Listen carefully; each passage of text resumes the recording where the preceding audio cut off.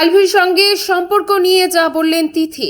নেপাল থেকে দেশে ফিরেছেন জাহির আলভির স্ত্রী ইকরার আত্মহত্যার ঘটনায় দায়ের হওয়া মামলার অন্যতম অভিযুক্ত ইফাত আরা তিথি। মঙ্গলবার ৩রা মার্চ বিষয়টি নিশ্চিত করে গণমাধ্যমের সঙ্গে কথা বলেন তিনি। দেশে ফেরার বিষয়ে তিথি বলেন, অনেকেই অভিযোগ করছেন আলভি তার স্ত্রীকে শেষ দেখা দেখতে আসেননি, তার গার্লফ্রেন্ডকে নিয়ে নেপালে ঘুমিয়ে আছে। এটা ভুল কথা। আমি পুরো টিমের সঙ্গে গতকাল ২রা মার্চে দেশে এসেছি। যেদিন ইকরা আত্মহত্যা করে ওই দিন একটা টিকিটের জন্য অনেক জায়গায় ফোন দেওয়া হয়েছে। প্রথম দিন কোথাও টিকিট পাওয়া যায়নি, পরের দিন টিকিট ব্যবস্থা করে টিমের সবাই দেশে ফিরেছি। শোবিজ অঙ্গনে অনেকদিন ধরে গুঞ্জন ছিল যে অভিনেত্রী ইফাত আরা তিথির সঙ্গে প্রেমের সম্পর্কে জড়িয়েছেন আলভি। ইকরার মৃত্যুর পর তার ঘনিষ্ঠ বান্ধবীরা দাবি করেন আলভি ও তিথির পরকীয়ার কারণে মানসিকভাবে ভেঙে পড়েছিলেন ইকরা। আলভি আর তিথির পরকীয়ার কারণেই মানসিকভাবে ভেঙে পড়েছিলেন ইকরা, যা শেষ পর্যন্ত তাকে আত্মহত্যার দিকে ঠেলে দেয়। তবে আলভির সঙ্গে প্রেমের গুঞ্জন নিয়ে তিথি বলেন, তার সঙ্গে আমি দীর্ঘদিন ধরে কাজ করছি। কোনো অফিসে যখন আপনার কলিগ থাকে, আপনি যখন তার সঙ্গে ৪-৫ বছর অফিস করবেন, তখন আপনার সঙ্গে তার ভালো বন্ধুত্ব হতেই পারে। আমি আগেও বলছি যে ইন্ডাস্ট্রিতে আলভি আমার সবচেয়ে ভালো বন্ধু। আগেও অনেক সাক্ষাৎকারে এই কথাটা বলেছি। প্রসঙ্গত, শনিবার ২৮ ফেব্রুয়ারি মিরপুর ডিওএইচএস এর একটি বাসা থেকে গলায় দড়ি দেওয়া অবস্থায় ইকরার মরদেহ উদ্ধার করেন পরিবারের সদস্যরা।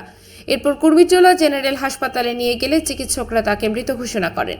এ ঘটনায় আত্মহত্যার প্ররোচনার অভিযোগে রাজধানীর পল্লবী থানায় জাহির আলভি, তার মা ও তিথির বিরুদ্ধে মামলা দায়ের করেন ইকরার মামা শেখ তানভীর আহমেদ।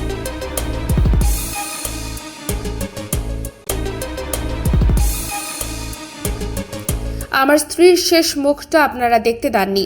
অভিনেতা জাহির আলভির স্ত্রী আফরা ইবনাত খান ইকরার আত্মহত্যা ঘিরে নতুন করে আলোচনায় এসেছে তার একটি ভিডিও বার্তা। দাম্পত্য কলহের জেরে ইকরার মৃত্যুর পর তার পরিবার রাজধানীর পল্লবী থানায় আলভির বিরুদ্ধে মামলা করে। জানাজা ও দাফন সম্পন্ন হলেও শেষবারের মতো স্ত্রীর মুখ দেখতে উপস্থিত হননি আলভি। এ নিয়েই জনমনে নানা প্রশ্ন তৈরি হয়। সোমবার রাত 8:30টার দিকে সামাজিক যোগাযোগ মাধ্যমে শেয়ার করা এক ভিডিও বার্তায় নিজের অবস্থান ব্যাখ্যা করেন তিনি। জাহির আলভি বলেন, আমাকে নিয়ে অনেকের মনে অনেক প্রশ্ন। এই ভিডিওতে আমি সবকিছু ক্লিয়ার করব। শেষ প্রশ্ন থেকেই আসি। দেখলাম অনেকেই বলছেন যে মানুষটা তার ভালোবাসার প্রমাণ দিতে গিয়ে আত্মহত্যা করলো। একটাবারও শেষ দেখা দেখতে এলাম না কেন? তিনি ভিডিও বার্তায় বলেন, আপনারা কি আমার দেশে ফেরার অবস্থায় রেখেছেন? আমি দেশে আসা মাত্রই মব সৃষ্টি করা হবে, আমাকে টেনে ছিঁড়ে ফেলা হবে। আমার ফোনে এত থ্রেডস আপনাদের বলে বোঝাতে পারবো না। আমার কাছে ইনফরমেশন আছে, এয়ারপোর্টে লোক ফিট করা আছে। আমি এয়ারপোর্টে যাওয়া মাত্রই তারা আমাকে হিট করবে, তারা আমাকে মেরে ফেলবে।